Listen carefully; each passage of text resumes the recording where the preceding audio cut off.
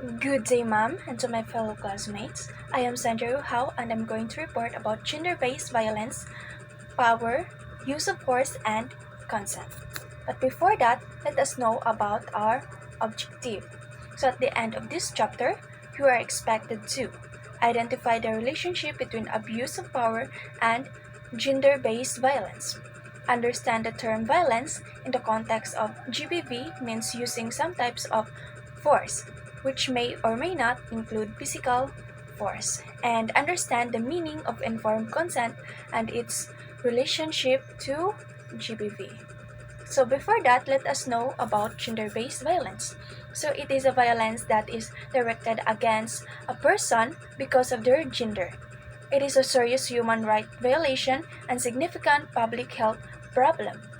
So first, now let us know about power. So perpetrators have real perceived power. So perpetrators is a person who carries a harmful act, especially a crime. So some example of types of power and powerful person are the following. So in social, so peer pressure, bullying, leader, teacher, and parents. So for example of this, so the leader, so they have the power to instruct, or it can also to lead to to violence, or it can lead to treat to the other person, or the one that they have been leading, because to they have the power to abuse. These people have the power to abuse other people, just like the parents. So there are some cases that the parents abuses their children because they are powerful, so of their home. So because of that, they are having a power, and they choose to have a harmful act. And in economic, so the perpetrators controls money or access to goods, service, and favors, sometimes the husband or the wife. So in economic, so the because of in our society, so we, we see that the men or the husbands are the one that can lead the family. So they have the power to lead. So that it can also lead to a harmful act. So let's proceed to the third one, the C. So political. So in political, elected leaders, discriminatory laws, President of United States. So they have the power. As we can see in our society, in our country. So in political, so elected leaders, diba? They have the power. So even though they have so many controversies, there are so many issues that they need to ng panagutan ba, that because of they have the power, so parang binaliwala lang because they are elected leaders, so they are now having a power in political, so in our government, just like that. So other example is President of the United States. As we can see that the President of United States is a very powerful person. So halos lahat na ng country parang sinasakop na nga nila eh.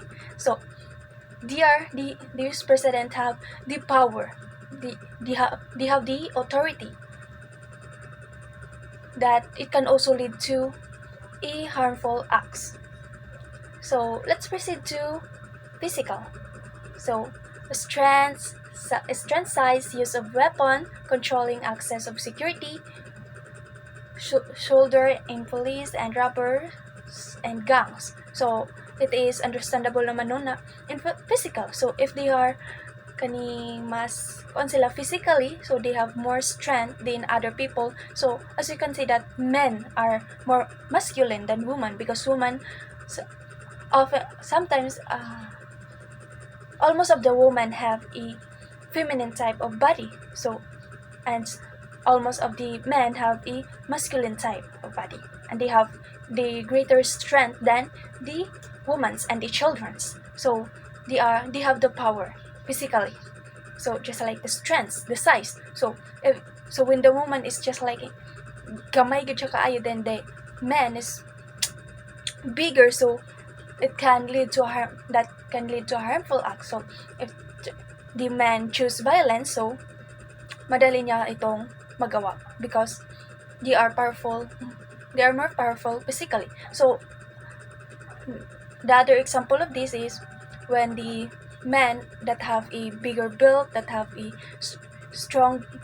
stronger power, and that have a strength, that they rape child, or they rape women, they rape the mga seniors, so like the citizens, because this type of meaning children's, mga women's, and the senior citizens, they are weak naman in their physical, that can lead to pwede silang ma-rape ng ana. So kasagaran jud baya, so almost of jud na there are so many people, especially the child, women, and the senior citizens are the one that are raped by the men's, or hindi naman lahat, pero almost of the rapists are that have a stronger physically, and the size and use of weapons, diba? If you're wala kang dala-dalang weapon, but that kind of person have a weapon, so they have the power to abuse you, or even kill the other person, and controlling access of security. So diba, if they can use the security, so they can see your data privacy, so they can use this to treat you, and they are more powerful na because of that. Okay, do you understand? Okay, let's proceed to gender-based. Okay, in social, males are usually in a more powerful position than female. So it is understandable good na ang lalaki have a more powerful position, especially in the sa election. So there are so many mga men jud ang ni dagan in election, because in our society they can see that the women are not nang dili karapat dapat jud ba, because they don't have this kind of capability just like the men can do, and that's what in their mindset. So kalimitan talaga is lalaki yung nasa ating government, because of that mindset of people that men can do more projects, or that can do more about, that can na makuan sa ato ang country or sa atong society, na sila ang mas labaw gid nga makahimog mga projects, just like that, than woman. Ang woman is dili makahimo ani ing ana na siya. So sad reality. And then last of the power, age. Okay, age. In age related, so often the young and elderly people have the least power, diba? Sa strength pa lang, then sa kaning elected officials, so mga kuan sa government, it's like that. So age also na kuan jud kay, so in elderly men, kaning mga or adult, just like that, so they have more power. So sa strength man yan, even sa knowledge, they are more powerful than the young or the children, and in strength, so elderly people. So diba, just like what happened to Duterte, diba, ano siya, kaning elderly na siya, kaning senior na gali na siya, so mas naanagi ko na mas powerful na dahil itong mga grabe, itong mga dagko na mga pulis nga ana na ilan na lang gi kuan, tamay-tamay na lang nila ang kaning mga elderly people. And also, just like my example earlier, that kaning mga elderly people or the kaning mga young, even the woman, sila gid ang punteriya sa mga abuses or mga rapes, just like that. Then let's proceed to the power ato sa ikan. So power is directly related to choice, di ba? It is your choice if you use that power to a harmful act. If you use that power to a for you to have a violence to the other people, like that. The more power one has, there are more choices available. Di ba? Katong mga just like the men, ang pinaka dyan is ang men. They are more powerful na di gid nato ikalimod. So, the less powerful one has, fewer choices are available. So, di ba? Ang men mas powerful gid sila nga kani, especially sa kaning work. Di ba? Mas kinapili sila. Kay ang woman daw kay napay capability ang woman ang ana na ang men daw mas daghan, mas marami silang magagawa. And also in this gender based also, so the mga LGBTQ plus nga people, so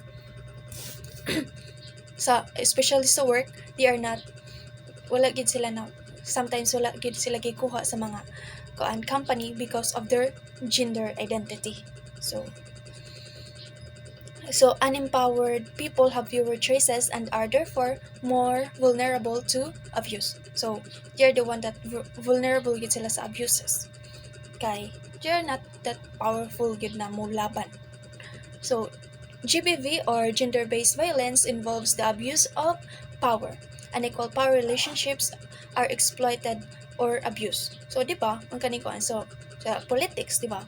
So di kanang mga nanagan, so they have now the power, so they use that to corrupt the sa country na mangurakot sila, mangawat sila kwarta sa kaban ng bayan, just like that. So they use their power to make a harmful act. Okay. Then let's proceed to the use of force and violence. So let us know what is force. So force might be physical, emotional, social, or economic in nature. It may also involve coercion or pressure. Force also includes intimidation, threats, persecution, or other form of psychological or social pressure.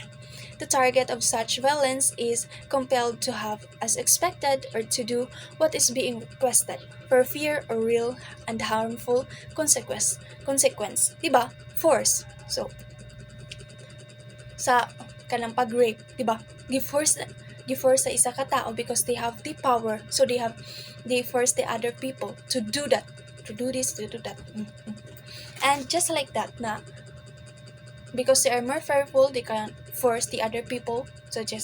So when they threat the people, so they force them to make that kind of things that can lead to a harmful act or especially crime. Diba? Na magkuan siya into a harmful pud nga consequences. So violence.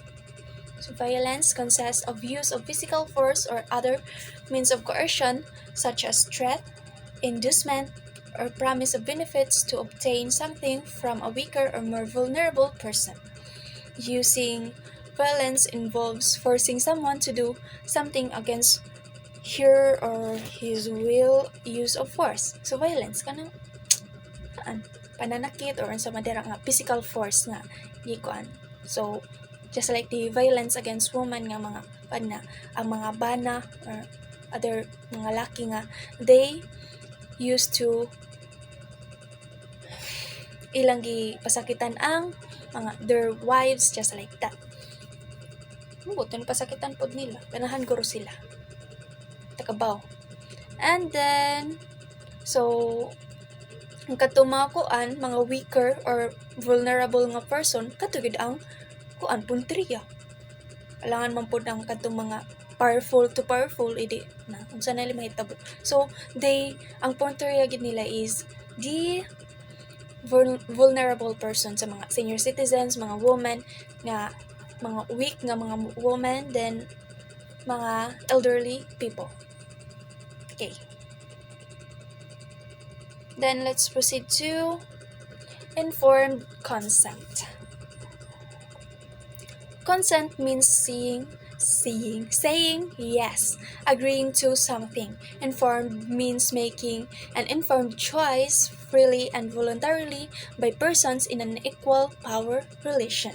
So, diba, ang consent niya, nagyan ka nga, kuan nga, yes, ni-agree ka about something. Pero dili ba tanan nga, ni-agree ka ana nga, kuan, because gipugos ka. They use force because they are powerful. Diba? And then, act of GBV,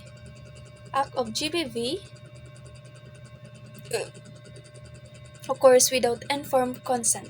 So, without the informed consent. Even if she says yes, this is not true consent because it was said under juris the perpetrators. So, di ba, kaning makuan ba ya, even though the elderly woman or the weaker person na gi bully or that have been violence or na kuanan sa mga harmful act, so they said yes taraw, pero they are forced to say that kind of thing. They are forced to say yes. So siya po siya makuan na nagkuan siya consent. So use some kind of here to say yes. Children under age 8 are deemed unable to give informed consent for such as female genital cutting, marriage, sexual relationship.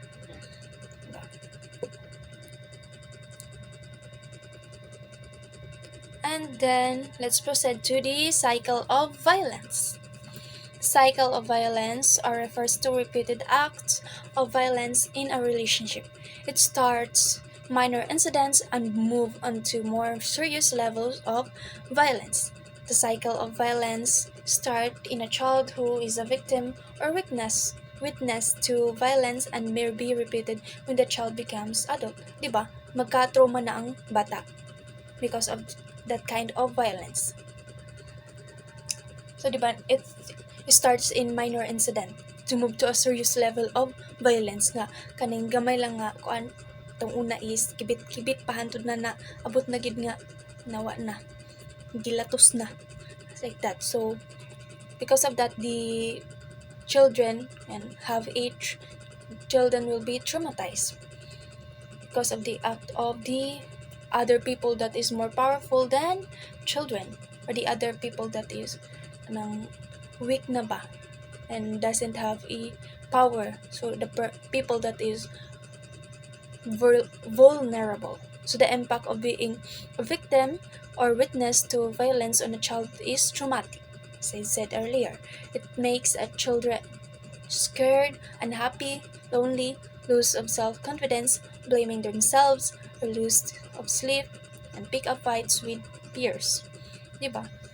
Or sometimes po nga, because they have been experienced violence because of their example sa parents. So that child, they also use the violence to the other people para maibsan po ang ilang gibati pa.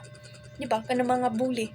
Sometimes they are the one that is kanang gikuan po sa ilang parents ginapasakitan. So they tend to kanang gipasakitan po nila ang laing people. Kay mao may iyang na mat-an jud nga ngon ana ang nahitabo sa iya sa ligtas. So other ang iba naman is ibang children naman is conscious sila unhappy, scared because they are traumatized by and lonely. So kasagaran is mag-inusara ana. And then let's proceed to children should understand that having conflicts is alright, but resolving conflicts through violence is not right. Diba? Dapat ginakuan jud nato sa mga children that it's okay to have a conflicts. But if ma-lead na siya into a violence na nagpasakitan na gid ang kuan, so it is not good na gid. Kay diba? Samtang bata pa madala man ginain nila nahantod na maging adult sila.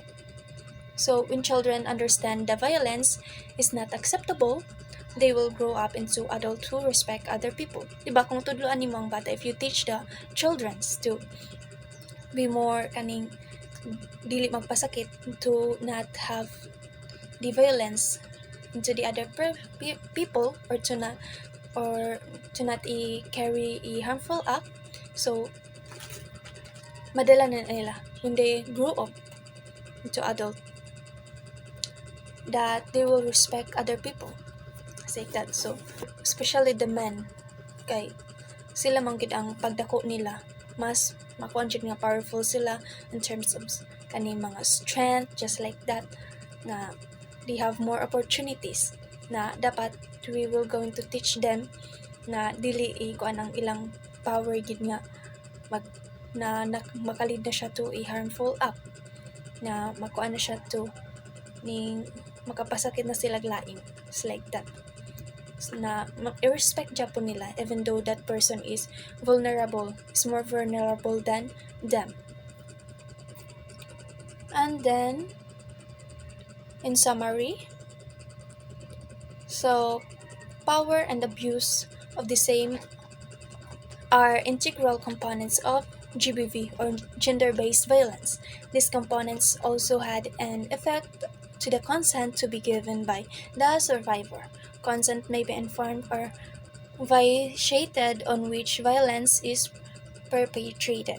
The violence plays along a cycle of being overpowered and giving of consent to the detriment of women and their children.